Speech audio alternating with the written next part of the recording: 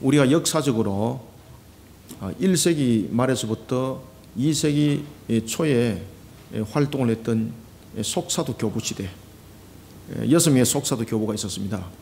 그 가운데에 한 명이었던 안디옥의 감독이었던 이그나티우스, 그가 로마에 순교를 당하는 과정 속에 압송을 당합니다. 정말로 두렵고 떨리는 그러한 공포 분위기가 만들어집니다. 그때 그가 기록했던 7서신, 그 서신은 오늘 우리가 본문을 읽었던 고린도 전서를 염두에 두고 서신을 기록하게 됩니다. 그는 이단으로부터 일어났던 교회 내의 내적 갈등, 그런가 하면 또한 로마로부터 환경들, 여러 가지 형편들로 일어나는 그러한 외적 갈등, 이런 내외적 갈등으로 인하여서 일어나는 그 문제점들에 대해서 그가 해결점을 내어놓습니다. 그때 그 해결점은 바로 고린도전서였습니다. 그 해결점은 바로 십자가였고 예수 그리스도였습니다. 이것은 사도 바울이 고린도 교회를 일치와 연합으로 이끌었던 한 방편이기도 했습니다. 고린도 교회 내에서 일어나고 있던 여러 가지 파벌의 문제, 영적 질서의 문제, 나눔의 문제, 은사의 문제, 거론할 것이 얼마나 많은지 모릅니다. 문제거리가 다반사가 일어나고 있었습니다. 그런 문제거리를 내포하고 있는 교회를 이끌어갈 때에 사도 바울이 제시를 딱 한 것이 있습니다. 그것은 바로 십자가와 그리스도 안에였습니다. 이그나티우스가 7서신을 쓸 때도 이 두 개념을 가지고 서신을 기록하게 되는 겁니다. 그리스도 안에서. 우리가 그리스도 안에서라는 것은 참으로 중요합니다. 여러분, 우리가 고린도 교회 속에서 일어났던 문제 가운데서 은사의 문제, 은사는 개인의 능력이나 재능이 아닙니다. 그런데 고린도 교회 속에서 일어났던 이 은사의 문제는 이것을 개인적 재능 또는 능력으로 이들이 간파를 했기 때문에 문제가 생겼던 것입니다. 우리가 인간이 살아나가는 죄성 속이 우리를 통해서 일어나는 능력을 비춰본다면, 재능을 비춰본다면 아름다운 결과가 나타나지 않습니다. 인간의 죄성이 재능을 말하고 능력을 말하게 되면 항상 비교 대상을 가지고 이야기를 하게 되어 있습니다. 그럼 그 속에는 무엇이 발생될까요? 반드시 시기와 질투가 일어나게 되어 있습니다. 고린도 교회 사건이 그렇게 터진 겁니다. 은사는 무엇인가? 고린도 교회 분쟁의 시발점, 바로 그리스도 밖에서 이 문제들이 거론되었기 때문입니다. 우리가 신앙들을 말할 때, 은사 문제도 마찬가지입니다만 모든 것을 말할 때 우리가 그리스도 밖에서 이 문제들을 이야기를 한다면 이것은 사람들 안에서 자기들끼리 일치와 연합이 일어나게 됩니다. 그러면 이것이 무엇으로 이어져 나가는가 하면 패거리가 되고, 그리고 분쟁이라는 그러한 죄악된 형들과 함께하게 됩니다. 마귀가 우는 사자처럼 두루 다니면서 자신이 삼킬 자를 찬다 그랬지 않습니까? 반드시 먹히게 되어 있습니다. 베드로전서 5장 8절의 말씀처럼. 그러면 우리는 교회 속에서 일어나는 모든 신앙에 대한 문제뿐만 아니라 우리의 재능과 우리의 어떤 역할 속에서 나타나는 여러 가지 은사적 문제, 이런 부분들이 어디로부터 일어나는가, 누구로부터 일어나는가, 이 발행적 요소를 우리는 반드시 기억해야 되는 것입니다. 그 모든 것은 바로 하나님의 은혜 속에서 그리스도 안에서 발행이 되어졌더라는 것입니다. 그리스도 안에서 그리스도로 말미암아 일치와 연합을 이루지 않는다면 반드시 먹히게 되어 있습니다. 사탄의 머리가 되는 겁니다. 사랑하는 성도 여러분, 교회의 머리는 그리스도입니다. 그리스도인이라는 것은 그리스도가 몸이고 성도는 그 몸인 그리스도의 지체라는 이야기입니다. 우리는 그리스도 안에서 일치와 연합을 이루는 공동체를 만들어가야 합니다. 우리는 그리스도 안에서 일치와 연합된 신앙의 모습으로 스스로를 세우기 위해서 반드시 허물어야 될 것이 있습니다. 오늘 우리는 고린도 전서를 통해서 우리는 그리스도 안에서 일치와 연합된 모습들로 우리를 세워나가기 위해서 무엇을 허물어야 하고 무엇을 세워나가야 하는지, 어떻게 우리는 그리스도 안에서 일치와 연합을 이루는 공동체를 우리는 세워가야 하는지 우리가 세 가지로 조명해 보도록 하겠습니다. 먼저 12절을 함께 읽습니다. 시작. 몸은 하나인데 많은 지체가 있고 몸의 지체가 많으나 한 몸임과 같이 그리스도도 그러하니라. 아멘. 이그나티우스가 일치와 연합이라는 그런 단어를 씁니다. 보편교회라는 단어도 쓰고요. 그런 부분들을 이제 최초로 이제 쓰게 됩니다. 그런 단어들을 쓸 때에 고린도서의 내용들을 가지고 그가 등장을 시킵니다. 특히 이제 일치와 연합이라는 부분들을 쓸 때는 고린도전서 12장이 매우 중심이 됩니다. 우리는 여러분들 고린도전서 12장 12절부터 13절 통해서 우리는 어떻게 일치와 연합의 공동체를 이루어야 되는가, 우리는 그리스도 안에서 일치와 연합을 이룰 때에 그리스도 안에서 무엇을 허물고 무엇을 세우면서 일치와 연합을 이루어야 되는가, 먼저 첫 번째입니다. 12절부터 13절이 우리에게 조명해 주고 있습니다. 그리스도 안에서 우리는 제일 먼저 허물어야 될 것이 있습니다. 그것은 뭔가 하면요, 인본주의를 허물어야 됩니다. 반드시 허물어야 됩니다. 이거 허물지 못하면요 일 진행 안 됩니다. 그리스도 안에서 인본주의라는 모습의 장벽을 허물고 그리스도 인격입니다. 아시겠습니까? 그리스도의 인격으로 일치와 연합을 이루어서 교회를, 공동체를 성령의 일하심이라는 틀을 만들어야 됩니다. 성령의 일하심이라는 초월적 공동체로 만들어야 합니다. 아시겠습니까? 무슨 공동체를 만들어야 된다고요? 성령의 일하심이라는 초월적 공동체를 만들어야 되는 거예요. 초월적 단어를 제가 왜 썼을까요? 그래서 앞에 그리스도 인격이 등장했던 거예요. 초월적이라는 단어를 쓰기 위해서, 초월적이라는 이 신앙 속에서 우리가 저들을 위해서는 무엇이 필요한가? 그리스도인의 인격이 필요하고, 그리스도인의 인격을 만들어가기 위해서는 무엇이 필요한가요? 인본주의가 반드시 허물어져야 됩니다. 그래서 이 세계가 등식이 삼각형으로 성립이 되는 겁니다. 그리스도 안에서 무엇을 제일 먼저 허물으라고요? 인본주의 등식이 있습니다. 인본주의를 허물어야 되고, 그 다음에 그리스도인의 인격이 만들어져야 합니다. 그리고 이 속에서 초월적 공동체를 만들어가야 합니다. 바울은 그리스도와 교회를 비춰낼 때 몸과 지체 비유를 통해 교회가 그리스도의 유기체라는 사실을 밝힙니다. 당시 사람들이 잘 이해할 수 있는 그런 비유를 통해서 그리스도는 몸이라는 사실과 함께, 그리고 성도들은 그리스도의 지체인 그리스도인이라는 것을 그는 이야기를 합니다. 그러면서 그리스도인이 가져야 될 것 가운데서 그리스도인이라는 인격을 만들기 위해서는 제일 먼저 허물어야 될 것이 있다는 겁니다. 그것이 뭔가 하면은 인본주의 장벽을 허물어야 됩니다. 우리가 그리스도인의 인격을 만들어갈 때 제일 먼저 인본주의적 모습 속에 그 장벽을 허물지 못하면은 그것은 가식적 측면에서 덮어짐의 그리스도인인 것입니다. 바람 불면 다 껍데기 다 벗겨지는 거. 오늘도 제가 사택에서 내려오는데 바람이 얼마나 불든지 기막이를 하게 되면은 또 머리에 또 이렇게 자국이 생겨가지고 또 물로 또 이렇게 또 머리를 또 추운데 또 적셔야 되고, 그래서 손에 기막이를 들고 기막이를 안 해야지 하다가 한 반쯤 내려오다가 또 산바람이잖아요. 저희들은 또 산이니까 바람이 얼마나 춥는지, 영하 3도인데 체감 온도는 영하 7도. 그래가지고 기막이를 하고 이렇게 노니까 나중에 거울을 보니까, 모형실에 와서 거울을 보니까 완전히 막 그냥 머리가 그냥 춤을 춰가지고 동서남북이 그냥 없더라고. 그냥 우리가 여러분 환경은 우리가 이와 같이 자연적 환경들을 우리가 지배할 수 없는 거잖아요. 그죠? 그 속에서 내 모습들이 막 흔들어지고, 그런데 내 모습이 비록 흔들어졌지만은 내 모습을 다시 간추려야 되는 거잖아요. 그죠? 그래서 물로서 그 허물어졌던 것을 다시 우리가 가지런히 감추니까 깔끔해졌잖아요. 뭐 비유가 좀 그렇습니다만은 이해하는 측면에서 여러분들이 그렇게 말씀드렸습니다. 우리가 인본주의를 무너뜨리지 않으면은 그리스도인이라는 인격이 나타나지 않습니다.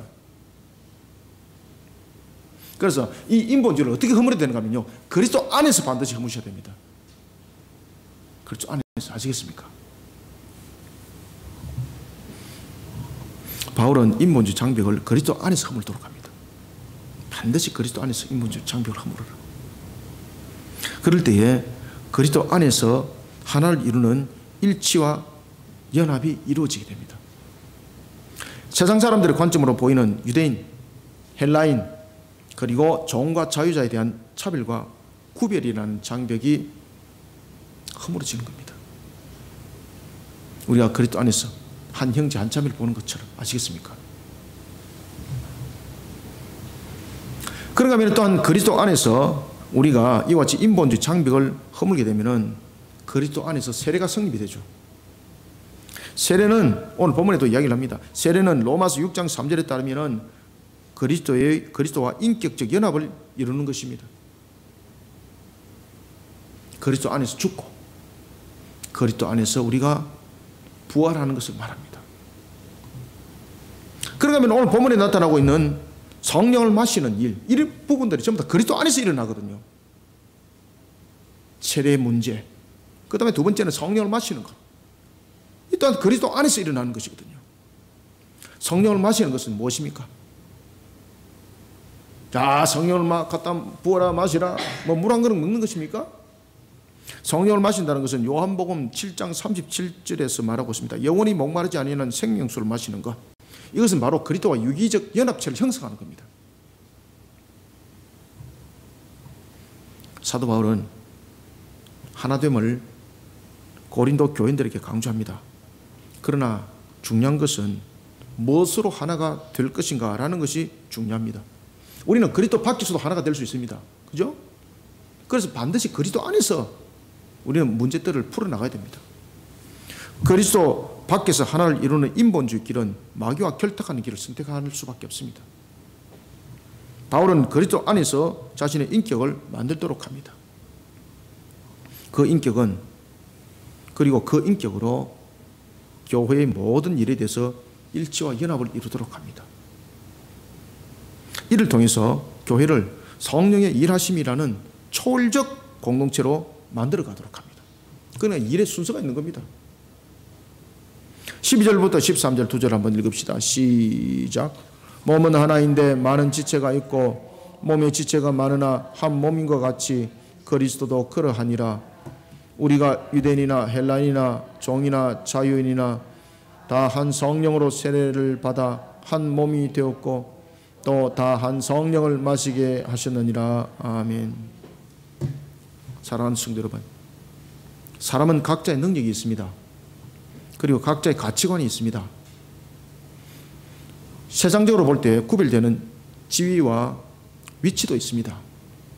그러나 이런 것들이 인본주의 측면에서 바라보게 되면요, 상대를 평가하고 판단하는 기준에서 설명되어지는 겁니다. 이제 이렇게 설명되어지면은 반드시 경쟁이 앞서게 되고 시기와 질투와 분쟁이 반드시 함께 갑니다.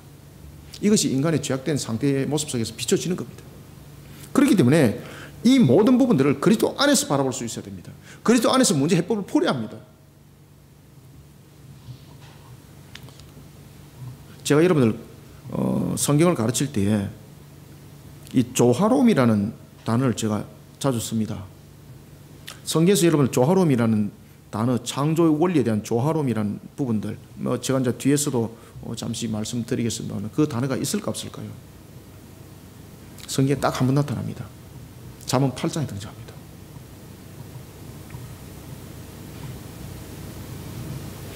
창조 원리 가운데 조화로움이 있습니다. 인본주의 측면에서 우리가 상대를 평가하고 판단하는 기준으로 설명되면 안 됩니다. 우리의 능력, 우리의 재능, 우리의 가치관, 이런 부분들은 전부 다 조화로움으로 설명되어져야 됩니다. 아시겠습니까? 이것이 그리스도 안에서만이 가능한 겁니다. 우리는 이는 그리스도 안에서만이 하나님의 창조의 진지한 원리를 볼 수가 있는 거예요. 우리는 그리스도 안에서만이 이런 하나님의 창조의 진지한 원리를 바라보는 것이 그리스도의 인격인 것입니다. 그리스도의 인격은요, 차별성을 말하지 않습니다. 그리스도의 인격은 무엇을 말한다고요? 조화로움을 말합니다. 그리스도의 인격은 무엇을 담는다고요? 하나님의 창조의 원리를 담아가는 겁니다.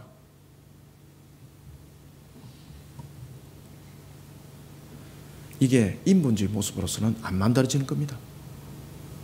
그리스도 안에서 인격을 만들어 가야 합니다. 그럴 때에 인본주의 관점에서 바라보는 인종의 차별, 우리가 여러분 전 세계를 보십시오. 인종의 차별 문제가 얼마나 많이 등장하고 있습니까? 그죠? 그런가 하면은 가진 자와 가지지 못한 자의 빈부에 나타나는 차별성, 그런가 하면은 능력의 차별성, 위치의 차별성, 이 속에서 우리가 하나가 되어야 됩니다 라고 말하면서 정말 하나 된 적 있습니까? 오히려 이용하고 주종관계 형성하고, 그것이 여러분 편견이라는 담이지 않습니까? 안 허물어집니다. 인본주의 속에서는 모양은 자신들이 그렇게 갖춰질지 모르겠습니다만, 말은 그렇게 할지 모르겠습니다만 절대 그 벽은 허물어지지 않습니다. 누가 허락지 않습니까? 마귀 사탄이 허락지 않는다니까요, 여러분들요. 그리스도 안에서 인본주의 장벽을 허물어야 합니다. 그리고 그리스도 안에서 그리스도 인격을 만들어야 합니다. 그리스도 인격이라는 것은 하나님의 창조 원리를 그대로 담아내려가는 겁니다. 그리스도인의 인격이라는 것은 그리스도의 십자가의 모습을 그대로 담아내어가는 것입니다. 우리가 사도행전 11장 26절 그 유명한 구절 있죠. 안디옥 교회 속에서 예수를 전하는 그들의 모습들을 보고 안디옥 사람들이 조롱하죠. 그러면서 비아냥거리죠. 야, 저도 예수라는 사람과 함께 죽으려고 하는갑다. 그러면서 불려졌던 별칭이 바로 그리스도인이었습니다. 그런데 하나님은 그것을 우리의 인격화로 만들었습니다. 처음에는 그것이 우리를 조롱하고 우리를 비아냥거리였던, 하나의 비방거리였다면 하나님은 그것을 통해서 우리를 하여금 인격을 만들어 갔습니다. 그리스도 안에서 만들어진 인격,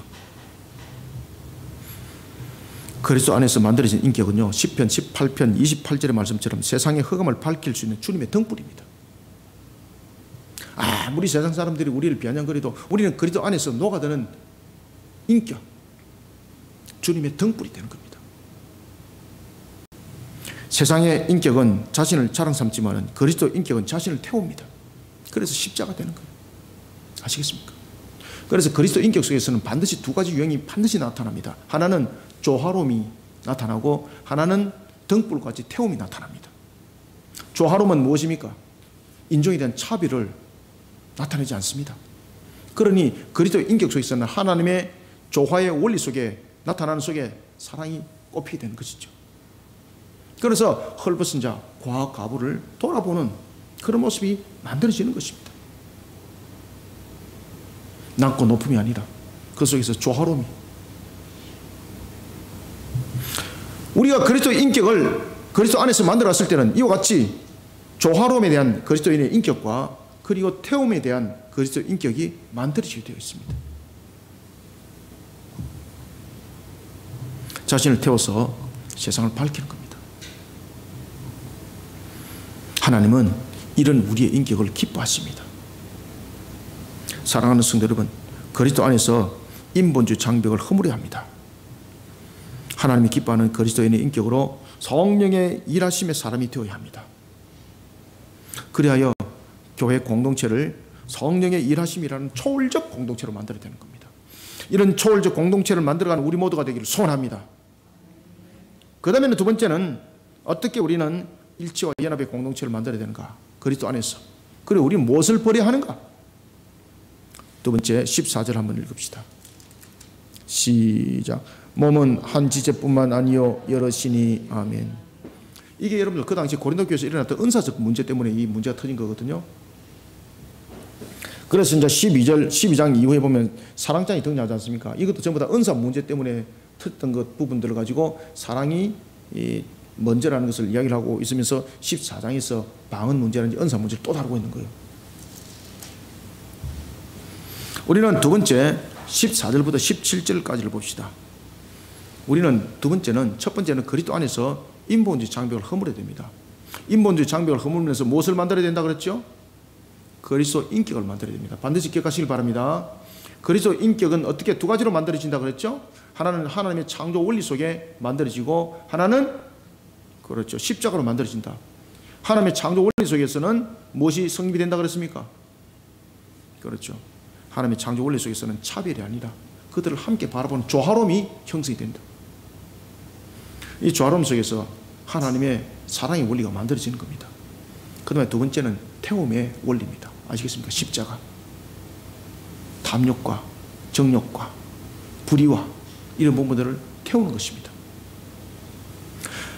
그런 속에 우리는 그리스도 인격이 만들어지고, 그런 속에 그리스도 인격이 만들어질 때 이 인격은 하나님이 기뻐하는 인격이 되고, 이 인격이 만들어졌을 때 우리의 일함은요, 초월적 일하심이, 성령께서 나타나시는 초월적 일하심을 우리는 그 속에서 보게 되는 거예요.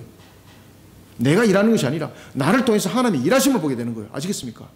그래서 그것을 초월적 일하심이라고 말하는 거예요. 내가 이렇다, 이 능력이 아니에요, 여러분들. 나를 통해서 하나님의 일하심이 나타나는 거예요. 얼마나 은혜스럽습니까? 두 번째는 14절부터 17절 통해서 그리스도 안에서 시기와 질투의 장벽을 허물어야 됩니다. 그리스도 안에서 시기와 질투의 장벽을 허물고 그리스도 안에서 일치와 연합을 이루어서 각자에게 주어진 다양한 역할에 대해서 어떻게 될까요? 서로 하모니를 이루는 공동체를 만들어 가야 합니다. 여러분들, 우리의 지체가 왜 있습니까? 손만 있으면 해결되나요? 발만 있으면 해결되나요? 눈만 있으면 해결되나요? 귀만 있으면 해결되나요? 조화로움이 조화로움. 아시겠습니까? 그래서 제가 뒤에 가서 이야기를 한다 그랬습니다. 당시 고린도 교인들은 다양한 은사를 경험하게 됩니다. 저도 다양한 은사를 경험했던 대표적인 한 사람이었거든요. 여러분, 예은의 은사, 예견의 은사, 방언의 은사, 치유의 은사, 제가 종합 세트. 아시겠습니까? 그것을 다 제가 경험을 다 합니다. 제가. 그래서 이 문제에 대해서 제가 잘 압니다. 제가. 근데 제가 받았던 그런 은사의 그 능력은 나를 통해서 하나님의 일하심인데 단순한 것이 아니었습니다. 진짜로 강력한 제가 영적 전투를 제가 치렀던 그런 부분들에서 그 은사들이 전부 다 쓰임 맞습니다. 제가 여러분들 말씀드리지 않습니까? 무당에 가지고 무당을 제압했을 때 나타났던 그 문제, 귀신을 죽기를 통해서 예배를 인도했을 때 나타났던 그 일들, 이거는요, 그 현장에 계시던 분들이 전부 다 증인입니다. 그 현장에 계신 분들이 다 증인입니다. 아시겠습니까? 실질적으로 보는 거예요. 귀신 쫓아내보내는 것을. 뭐 제가 제 능력으로 쫓아보냈나요? 아닙니다, 여러분들. 제가 길에서 그 권사님의 다리를 내가 치료한 것이 아니죠. 나를 따라다니면서 전도하다가 권사님이 구부러져가지고 다리가 퉁퉁 부어가지고 나를 원망하는데 내 따라다니다가 골병밖에 안 들었다고. 그게 주님을 향한 한탄이잖아요. 그래서 제가 길거리에서 권사님 다리 끄더라고. 그러면서 제가 주님의 이름으로 간절히 기도합니다. 길바닥에서. 막 사람이 지나다니는데 막 구경하는 거죠. 간절히 기도합니다. 놀랄 역사, 그 자리에서 바로 치료 역사 일어납니다. 권사님 깜짝 놀라는 거. 나를 통해서 하나님이 일하심이에요. 그건 내 능력이 아니에요. 그 은사라는 것은 나에게 영원히 주심이 아니에요. 잠시 왔다가 갈 수도 있고 조금 더 갈 수도 있고, 모든 은사는 하나님의 일하심에 나타내심이에요. 방언의 은사도 그렇습니다. 예언의 은사도 마찬가지입니다. 어떤 사람은 가르치는 은사, 하나님께서 저에게 또 가르치는 은사를 줬잖아요. 어떤 사람은 치유의 은사, 이런 다양한 은사를 경험하게 됩니다. 저는 이런 다양한 은사를 다 경험을 했던 사람입니다. 고린도 교회. 그런데 이런 다양한 은사 속에 문제가 생겼습니다. 사람들은 각자 자신이 가진 은사를 다른 사람의 은사보다 뛰어나다면서 분쟁을 일으키게 됐던 겁니다. 은사의 문제로 성령 충만한 교회가 아니라 시기와 질투가 충만한 교회가 되어버렸습니다. 바울은 몸과 지체가 분리될 수 없고, 몸의 지체는 서로 뛰어난 부분으로 경쟁하는 모습이 아니라 상호 보완적 기능을 하고 있다는 사실을 피력합니다. 여러분, 눈이 간지러우면 눈이 자신이 끓습니까? 어떻게 합니까? 여러분들 눈이 간지러우면 어떻게 해요? 그렇죠. 손으로 상호 보완적 기능. 맞죠? 눈이 있어서 자기가 갈 곳을 가나요? 아니죠. 눈이 보고 저기 있다고 하니까 손이 그곳에 가는 거지 않습니까? 상호 보완적 기능. 우리 몸의 모든 지체는 전부 다 상호 보완적 기능입니다. 어느 것도 잘난 것이 없고 어느 것도 못난 것이 없어요. 모두 다 상호 보완적 기능이에요. 은사 문제가 그렇습니다. 또한 성도들의 각자 모습이 그렇습니다. 어떤 사람은 똑똑한 사람도 있고, 어떤 사람은 세상적으로 볼 때 조금 미진함도 있습니다. 그런데 미진한 것을 끝나는 것이 아니에요. 그 사람을 통해서 하나님이 또 다른 것을 또 주심이 있어요. 상호 보완적 기능. 발과 손이 상호 보완적 기능을 할 뿐만 아니라 눈과 귀 또한 상호 보완적 기능, 눈과 손도 상호 보완적 기능, 눈과 발도 상호 보완적 기능, 전부 다 상호 보완적 기능을 가지고 있습니다. 사도 바울은 17절에서 이렇게 말합니다. 만일 온몸이 눈이면 드는 곳은 어디 있냐 말이야. 온몸이 그럼 드는 곳이면 냄새는 어디서 맡냐 말이야. 아시겠습니까? 상호 보완적 기능. 반드시 기억하십시오. 손도 자신의 몸에 속해 있습니다. 발도 자신의 몸에 속해 있습니다. 그런데 잘 기억하시기 바랍니다. 상호 보완적 기능이 어디를 통해서 상호 보완적 기능이 나타납니까? 몸을 통해서. 아시겠습니까? 발이라는 것이 발과 손과 눈과 귀와 코와 모든 부분들이 몸이라는 걸 통해서 상호 보완적 기능이 교통이 되는 겁니다. 몸과 관련성을 가지고 있습니다. 상호 보완적 기능. 14절부터 17절을 읽고 말씀드리겠습니다. 함께 읽습니다. 시작. 몸은 한 지체뿐만 아니요 여럿이니 만일 발이 이르되 나는 손이 아니니 몸에 붙지 아니하였다 할지라도 이로써 몸에 붙지 아니한 것이 아니요 또 귀가 이르되 나는 눈이 아니니 몸에 붙지 아니하였다 할지라도 이로써 몸에 붙지 아니한 것이 아니니 만일 온몸이 눈이면 듣는 곳은 어디며 온몸이 듣는 곳이면 냄새 맡는 곳은 어디냐. 아멘. 몸에서 말하는 각각의 지체는 각각의 지체에 맞는 기능이 있으며 그 기능 또한 다양합니다. 이때 이 다양함이 한 몸을 통해서 여러분들 일어납니다. 상호 보완적 기능. 각각의 다양함이라는 그 기능 또한 한 몸을 통해서 이루어진다는 사실을 우리는 잊지 않아야 합니다. 고린도 교회 내에서 일어났던 각각의 은사 문제, 사도 바울은 말합니다. 한 몸을 이루고 있는 지체로 비유합니다. 여러분, 로마서 12장 4절부터 6절에 보면은 은사의 다양성에 대해서 이야기를 하고 있습니다. 은사의 다양성. 은사는 다양하다. 그러나 이 은사는요, 그 사람이 뛰어남을 말하는 것이 아닙니다. 은사는 그 사람에게 주어진 특별한 재능이 아닙니다. 제가 늘 강조합니다. 은사는 그 사람에게 주어진 특별한 재능과 능력이 아닙니다. 그런가 하면 은사는 그를 통해 하나님께서 다양하게 일하심을 나타내는 흔적입니다. 은사는 우리의 소유물이 아닙니다. 죄송합니다만. 은사는 하나님께서 우리를 통하여서 일하심입니다. 하나님의 일하심을 말하고 있습니다. 따라서 그리스도인의 은사는 서로 가치를 자랑 삼는 경쟁의 대상이 될 수가 없습니다. 상호 대립과 불평의 관계가 될 수 없습니다. 하나님의 일하심입니다. 하나님의 일하심을 나타내심입니다. 하나님의 일하심을 나타내심이기 때문에 상호 보완적 관계를 갖고 있다는 것을 우리는 인지하셔야 합니다. 자신의 가치를 자랑 삼는 것은 자랑으로 끝나지 않죠. 상호를 보완하는 것이 아니라 상대를 시기하게 만들고, 시기하게 만들면 곧 질투가 나타나게 되고, 질투가 나타나면 결론적으로 어디로 갑니까? 싸우는 거죠. 그죠? 분쟁으로 가는 거죠. 사랑하는 성도 여러분, 그리스도 안에서 시기와 질투의 장벽을 허물어야 합니다. 어디에서 안에서요? 그리스도 안에서. 그리스도 안에서. 그리스도 안에서 일치와 연합을 이루어야 합니다. 그리스도 안에서 일치와 연합은 시기와 질투를 만들지 않습니다. 각자의 주어진 다양한 역할에 대해서 서로 하모니를 이루게 만듭니다. 그래서 우리는 각자 가지고 있는 어떤 하나님께서 주신 은사가 있다든지 각자의 개성이 있다면 이 개성이 그리스도 안에서 우리가 교통을 이루는 일치와 연합을 이루지 못하면 하모니 절대 이루어지지 않습니다. 그래서 우리가 신앙을 할 때 교회에서 공동체 속에서 우리가 사역을 할 때 항상 그리스도 안에서 그리스도 안에서 일치와 연합을 이루어야만이 하모니가 됩니다. 하모니는 아름답잖아요. 하모니는 무엇입니까? 개성의 뛰어남을 말하는 것이 아니라 조화로움을 말하고 있습니다. 이게 전부 다 창조 원리입니다. 하모니는 전부 다 조화로움이거든요. 오늘도 우리가 에바다 찬양대 연습을 하면서 엘토, 그 다음에 소프라노 뭐 이런 식으로 했잖아요.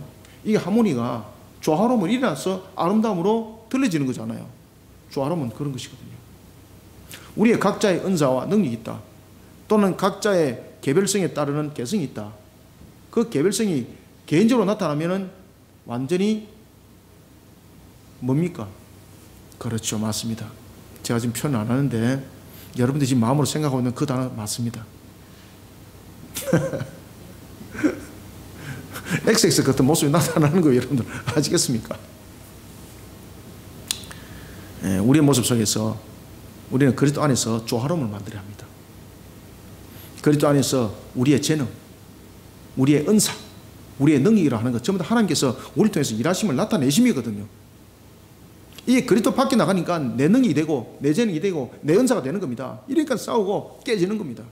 그리스도 안에서, 그리스도 안에서 우리는 자신의 시기와 질투와 이 모든 것을 버리고 그리스도 안에서 조화로움을 이루어내야 합니다. 그럴 때 아름다움이 형성이 되는 겁니다. 하모니가 그렇게 해서 만들어지는 겁니다.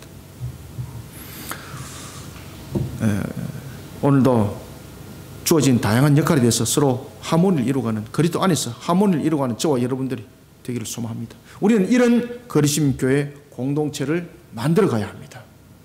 그 다음에 세 번째 18절 한번 읽읍시다. 시작. 그러나 이제 하나님이 그 원하시는 대로 지체를 각각 몸에 두셨으니 아멘. 마지막으로 우리는 18절부터 21절을 통해서 그리스도 안에서요 자기만을 위한 이기심의 장벽을 허물어야 됩니다. 이게 그리스도인들 가운데서 제일 안 되는 가운데 지금 이 대표적인 것이 바로 이 문제입니다. 자기만을 위한 이기심을 반드시 허물어야 됩니다. 자기만을 위한 것. 그리스도 안에서 일치와 연합을 이뤄서 서로가 서로를 사랑하고 위로하는 가운데서 아름다운 그리스도의 열매를 맺어가는 공동체를 만들어 가야 합니다. 그리스도 안에서 자기만을 위하는 이기심의 장벽을 허물고 그리스도 안에서 일치와 연합을 이루어서 서로가 서로를 사랑하고 위로하는 그런 가운데 아름다운 그리스도의 열매를 맺어가는 공동체를 만들어 가야 합니다. 서로가 서로를 위로하시길 바랍니다. 아시겠습니까? 사촌이 논사서 배 아프다는 그런 말 하지 말고 사촌이 논사 끝들랑 축하하시고 그 배 아래 하면은 암 걸립니다. 여러분들 아시겠습니까? 서로서로를 아끼고 서로서로를 위로하고 서로서로를 칭찬하시길 바랍니다. 이게 나의 영의 구조를 건강하게 만들어가는 겁니다. 제가 여러분 금요 기도 때 제가 영의 구조를 건강하게 만들어가는 4가지 방법 여러분들에게 말씀드렸죠, 그죠? 다음에 다시 한번 더 제가 오전 예배 때 상세하게 한번 말씀을 드리겠습니다. 여러분, 하나님께서 사람의 몸에 각각의 지체를 두신 이유가 무엇일까요? 이거 고민해 본 적 있습니까? 아, 진짜 고민해 보셨어요?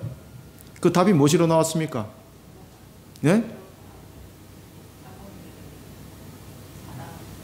이거요, 성경에 있습니다. 저는 이 문제 가지고 엄청 고민을 많이 했던 사람입니다, 제가.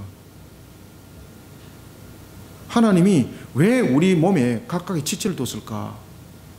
근데 여러분들, 여러분들 성경을 연구를 하다 보면요, 사람이 하나님의 창조의 우주를 담아냈다는 것을 여러분 아셔야 됩니다.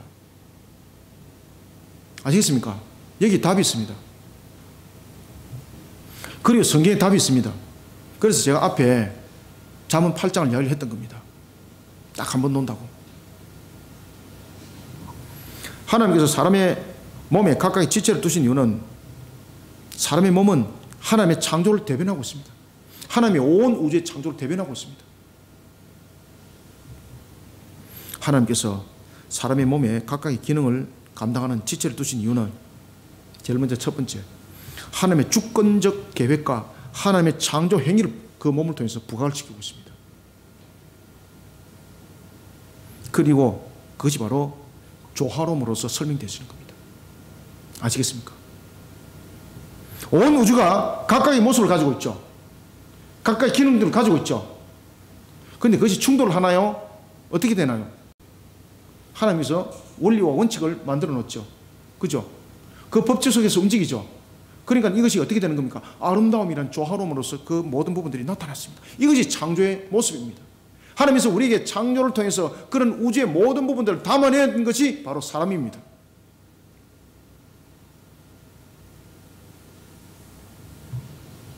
각각의 기능을 준 것은 바로 이와 같이 조화로움, 온 우주를 담고 있는 조화로움입니다. 창조의 조화로움입니다. 온 우주가 각각의 모습과 기능을 하고 있는 것은 창조의 조화로움입니다. 우리 몸이 바로 그런 조화로움입니다. 몸의 지체가 바로 그런 조화로움을 형성하는 겁니다. 크고 작고 강하고 약한 것, 처음부터 하나님께서 그렇게 만드셨습니다. 크고 작고 강하고 약한 것은 인간의 죄성 속에서 나타나는 것이 아닙니다. 처음부터 하나님께서 그렇게 만드셨습니다. 그런데 이것이 죄악된 속에서 상대성으로 나타났던 겁니다. 그런데 원래 죄 없는 상태에서는, 원 창조 속에서는 크고 작고 강하고 약함이 무엇으로 해석된다고요? 조화로움입니다. 조화로움. 아시겠습니까? 조화로움. 잠언 8장 22절은 그것을 증거하고 있습니다. 잠언 8장 22절에 보면 딱 이야기를 합니다. 여호와께서 그 조화의 시작, 곧 태초에 일하시기 전에 나를 가지셨으며. 아멘. 아시겠습니까? 창조가 조화로움이라는 것을 성경에서 딱 한번 이야기합니다. 그것이 바로 잠언 8장 22절입니다.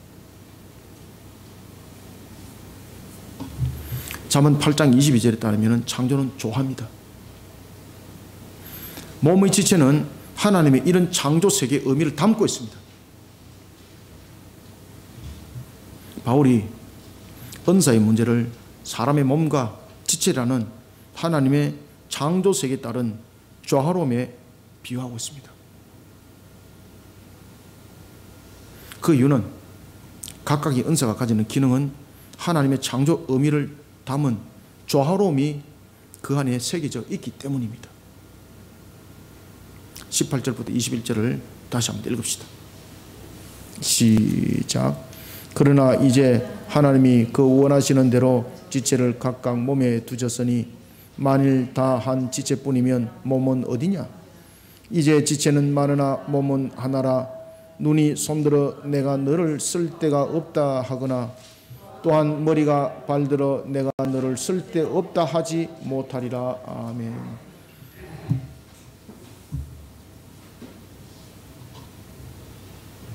그리스도 안에서 일치와 연합을 이루는 것은 하나님의 창조에 대한 원 의미를 담아내는 잠언 8장 22절의 조화로움을 만들어가는 것과 같습니다. 그리스도 안에서 자기만을 위한 이기심의 장벽을 허물어야 합니다. 그 이기심의 장벽이 조화로움을 깨뜨립니다. 그리스도 안에서 자기만을 위한 이기심의 장벽을 허물지 않을 경우 자신은 이기심이라는 그 장벽 안에 반드시 무너집니다. 성경이 그것을 또 이야기하고 있습니다. 잠언 23장 21절의 말씀처럼 빈곤함에 이르게 됩니다. 반드시. 뿐만 아니라 이기심에 사로잡힌 자는요, 잠언 11장 26절과 잠언 28장 27절 그리고 학개서 1장 9절과 이사야서 5장 8절에서 조명하고 있습니다. 저주 가운데 임할 것이다. 하나님으로부터 책망을 받게 됩니다. 화가 그에게 미치게 됩니다. 그리스도 안에서 자기만을 위하는 이기심의 장벽을 반드시 허물어야 합니다. 그리스도 안에서 하나님이 기뻐하시는 일치와 연합을 이루어가야 합니다. 바로 조화로움입니다. 조화로움. 아시겠습니까? 그리스도 안에서 일치와 연합을 이루어 서로가 서로를 사랑하는 성도 간의 교제는 하나님의 창조의 원 의미를 살리는 것이니 하나님이 기뻐하십니다. 그리스도 안에서 일치와 연합을 이루어 서로를 사랑하고 위로하는 가운데 아름다운 그리스도의 열매를 맺어가는 공동체를 만들어가는 우리 모두가 되기를 소원합니다. 말씀을 맺겠습니다. 일치와 연합의 공동체를 만들어야 합니다.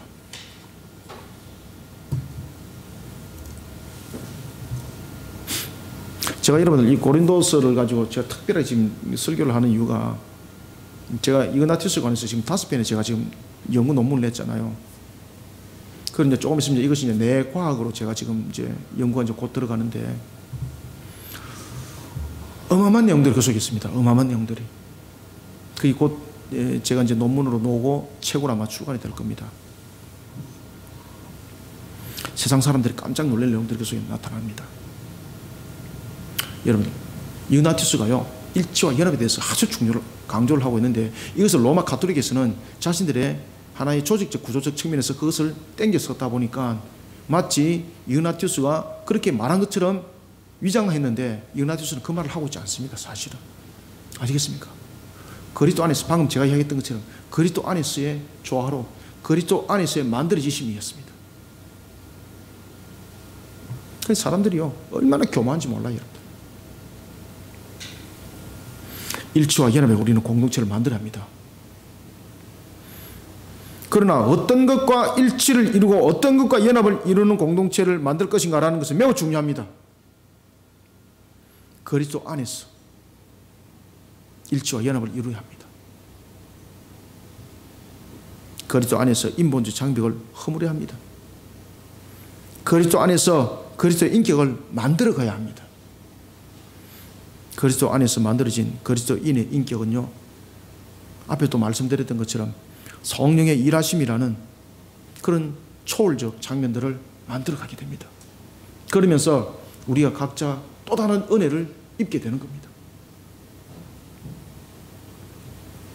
그리스도 인격으로 일치와 연합을 이루어 교회를 성령의 일하심이라는 초월적 공동체로 만들어 가야 합니다. 그리스도 안에서 일치와 연합을 이루어 서로가 화목을 이루는 공동체, 얼마나 아름다운지 모릅니다. 사랑이 흘러 넘칠 수밖에 없습니다. 하나님이 기뻐하는 거죠. 이것이요, 하나님의 창조의 원 의미와 함께 가고 있습니다. 그래서 우리가 고린도서를, 우리가 뭐 은사의 문제, 방언에 대한 문제점, 이런 것들을 단순적 측면에서, 글자적 측면에서, 문자적 측면에서 읽으시면 안 되고요. 사도 바울이, 하나님이 사도 바울을 통해서 지금 어떤 이야기를 하고 있는가를 잘 읽으셔야 됩니다.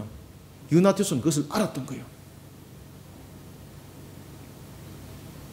그리고 저는 그것을 연구했고,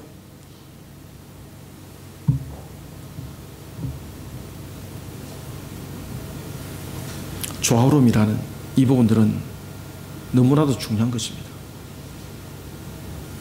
그런데 이 조화로움은 하나님의 창조의 원 의미 속에서 살아나야 합니다. 하나님의 창조의 원 의미 속에서 나타나지 못하는 이런 조화로움은 그리스도 안에서 일치와 연합을 이루지 않습니다. 그리스도 밖에서 이룹니다. 하나님의 창조의 원 의미를 살리는 일치와 연합은 조화로움이라는 하모니를 만들어낼 뿐만 아니라 하나님께서 창조의 세계를 향해 축복하신 열매를 반드시 맺게 됩니다. 그 열매는 어떻게 맺을까요? 바로 창세기 1장 28절에서 하나님께서 언약하셨던 것처럼 생육하고 번성하고 땅에 충만할지어다. 이 역사가 그대로 일어나는 줄 믿으시길 바랍니다. 아름다운 결실의 열매를 맺게 됩니다. 그리스도 안에서 자기만을 위하는 이기심의 장벽을 허물고 그리스도 안에서 일치와 연합을 이루어 서로가 서로를 사랑하고 위라는 그런 가운데 아름다운 그리스도의 열매를 풍성히 맺어가는 우리 그리스도의 공동체가 되기를 소원합니다. 이런 또한 그리스도인의 길을 걸어가는 것을 기뻐하는 저와 여러분들이 되시기를 주님의 이름으로 축원합니다. 살아계셔서 역사하시는 주님, 오늘도 우리에게 주께서 고린도전서를 통해서 귀한 말씀을 주시니 감사합니다. 우리가 그리스도 안에서 일치와 연합을 이룰 때 우리의 모습들이 그리스도의 인격화가 이루어지고 이 그리스도의 인격화는 곧 우리에게 하나님의 창조의 원 의미를 담아가는 것이라 하였습니다. 우리가 그리스도 안에서 인격을 이룰 때에 우리의 모습 속에서는 하나님의 창조의 원 의미를 담아가고 그런가 하면 또한 한 모습 속에서는 우리가 십자가 신앙으로 우리를 동의매는 것이 되는 것이 이러한 가운데 우리는 영적으로 침노당함이 없이 하나님의 영광의 결실의 열매를 풍성히 맺을 줄 믿습니다. 오늘도 주신 말씀으로 우리 모든 성도들을 새롭게 하여 주옵소서. 오늘도 주신 말씀으로 우리 성도들이 영으로 깨어 일어나게 하여 주옵소서. 오늘도 주신 말씀으로 우리 성도들 만들어지게 하여 주옵소서. 고린도서에 오늘 주신 이 말씀으로 우리의 영을 새롭게 하여 주시옵고, 우리의 달려갈 여정에 오늘도 소망과 희망을 더욱더 바라보며 힘있게 일어서는 여정이 되게 하여 주시길 원합니다. 종의 입술을 통해서 증거되어졌지만은 참으로 종의 부족함으로 이 말씀이 증거되어진 것이 아니라 성령께서 부어주시는 그 권세와 그 권능으로 이 모든 사명들을 감당한 것이오매, 오늘도 듣는 이들마다 성령의 결실과 열매를 맺기에 부족함이 없도록 모든 심령들마다 이 한날에선 금의 말씀으로 그 혼과 골수와 육을 찔러 쪼개어 하나님의 은혜가 충만히 넘치게 역사하여 주시옵소서. 하늘의 문을 열어주시기 원합니다. 오늘도 주신 말씀이 복된 소낙비가 될 뿐만 아니라 이른 비의 말씀, 늦은 비의 꼴의 양식이 되게 역사하여 주시옵소서. 예수님의 이름으로 기도드립나이다. 아멘.